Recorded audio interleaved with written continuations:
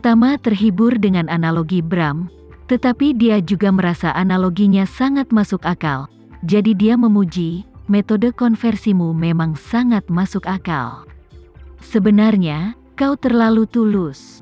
Kamu sudah mempelajari buku teks K1TK berulang kali, yang pada dasarnya setara dengan tahap belajar 26 huruf bahasa Inggris. Bram berkata dengan wajah sedih, Tuan Renza, saya tidak menanyai Anda. Tetapi jika itu benar seperti yang Anda katakan, kami telah mempelajari 26 huruf bahasa Inggris. Di chapter pertama dari 7 chapter, sudah ada seorang master yang bisa memasuki alam gelap. Alam gelap adalah alam terpenting kedua bagi seorang pejuang, tapi hanya ada 4 alam utama untuk seorang pejuang.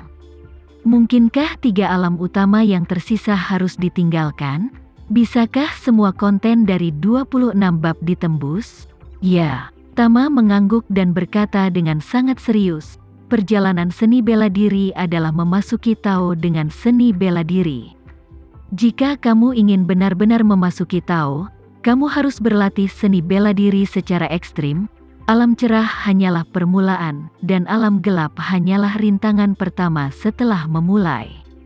Setiap peningkatan level kecil di masa depan mungkin membutuhkan waktu seumur hidup untuk dicapai.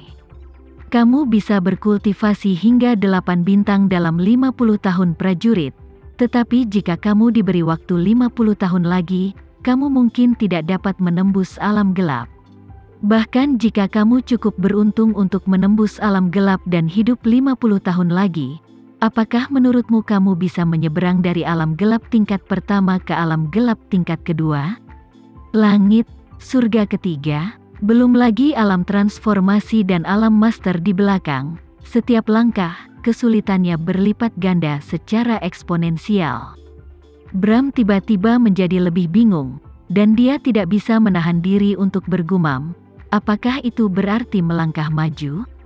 Memasuki alam kegelapan sebenarnya hanyalah 1/27 dari perjalanan melalui seni bela diri. Tama mengangguk, dan mengatakan satu kata dengan jelas tapi kejam, ya. Bram sangat tertekan, dan bertanya kepadanya, Tuan Renza, tahu macam apa itu memasuki Tao dengan seni bela diri? Bagi saya, berapa tahun yang dibutuhkan?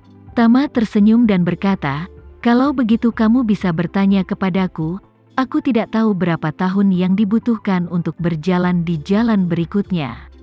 Bram menghela nafas, perjalanan seni bela diri terlalu banyak.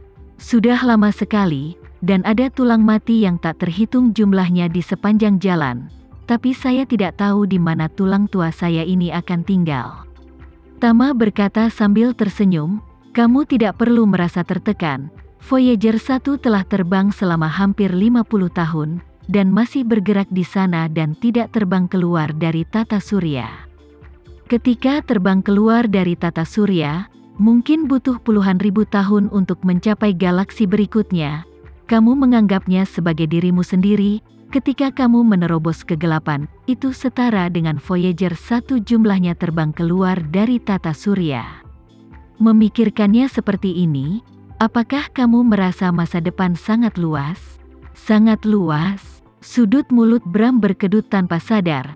Saat Anda mengatakan itu, saya merasa lebih putus asa, tidak tahu bahwa saya tidak yakin kemana saya akan pergi. Tama berkata sambil tersenyum, jangan terlalu memikirkannya, ini bukan sesuatu yang harus kamu pikirkan. Lagi pula, kamu hanya seorang prajurit bintang 4 sekarang, apalagi terbang keluar dari tata surya, paling banter kamu baru saja tiba di tepi Mars. Ketika Bram mendengar ini, hatinya berdarah karena kesakitan. Dan dia dengan cepat meyakinkan, Tuan Renza, jangan khawatir, saya akan memberitahu murid pertama yang datang ke sini untuk mewarisi tanda kepala Tinari Dao. Setelah itu, saya akan melayani Anda dengan sepenuh hati. Tama bertanya kepadanya sambil tersenyum, jika murid pribadimu bertanya kemana perginya kuali obat leluhurmu, apa yang akan kau katakan? Bram tertawa canggung, membuka mulutnya, dan berkata, Tuan Renza, jangan khawatir, masalah kuali obat adalah rahasia utama kepala. Hanya ketika kepala lama melewati posisi kepala ke kepala baru, apakah itu akan diserahkan bersama dengan token kepala? Pewaris sekte hanya tahu bahwa ada tanda dari kepala sekte, tetapi bukan keberadaan kuali obat, jadi saya tidak perlu mengatakan apa-apa. Tama mengacungkan jempol padanya, dan berkata sambil tersenyum, "Kamu tahu sedikit tentang legenda itu?" Bram tersenyum dan bertanya kepada Tama dengan nakal, "Tuan Renza, saya tidak tahu apakah saya akan memiliki kesempatan untuk mempraktikkan konten di balik Tinari Hunyuan Dao di masa depan?" Tama mengangkat alisnya dan tersenyum, "Awalnya kamu memiliki kesempatan ya, aku meminta kau untuk menyerahkan mentalitas seni bela diri gurumu, hanya untuk melihat bagaimana mentalitas kultivasimu. Jika tidak cukup baik, aku akan memberimu yang lebih baik, jika tidak lengkap, aku akan memberikannya kepadamu. Yang lebih lengkap, tapi aku tidak menyangka kamu selalu memiliki keegoisan terhadapku, jadi sekarang kamu sudah berakhir seperti ini, kamu harus merenungkan dirimu sendiri selama 2 hari ini."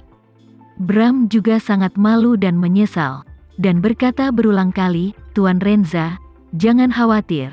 Jika saya berani berubah pikiran terhadap Anda dalam hidup ini, saya akan mati tanpa tempat untuk mengubur diri."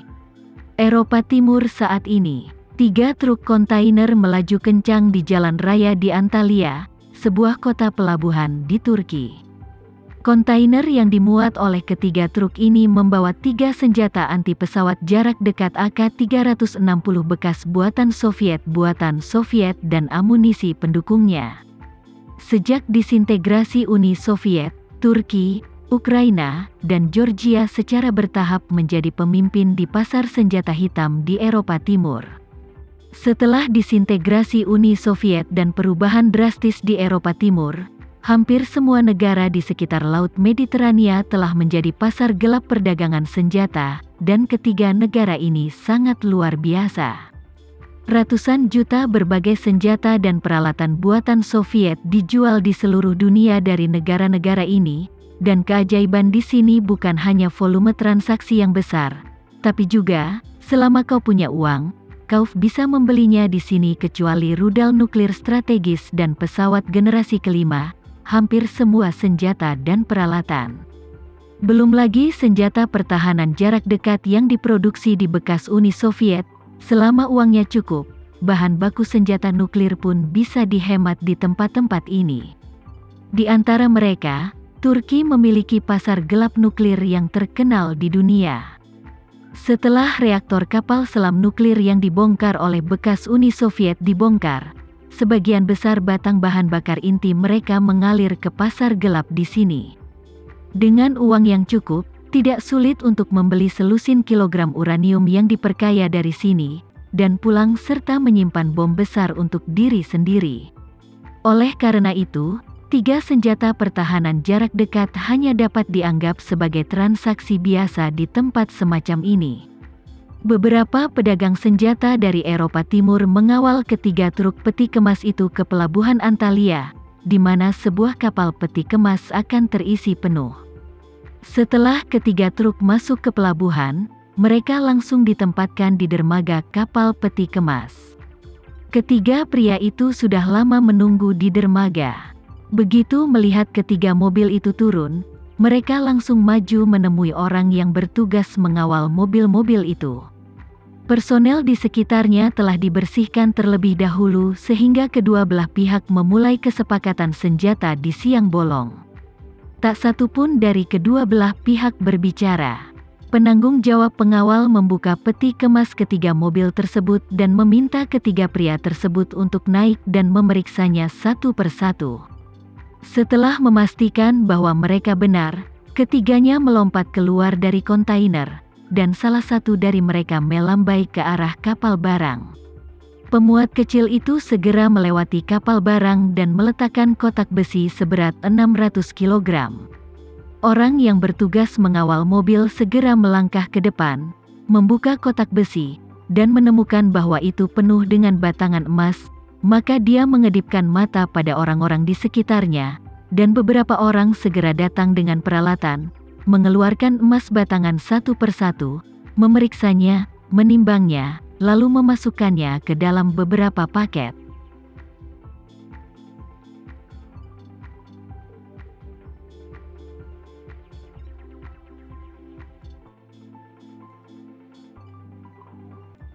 Sekian dulu ya video kali ini, kita lanjutkan lagi videonya di lain waktu. Oh iya, bagaimana menurut kalian? Semoga bisa sedikit menghibur kalian semua.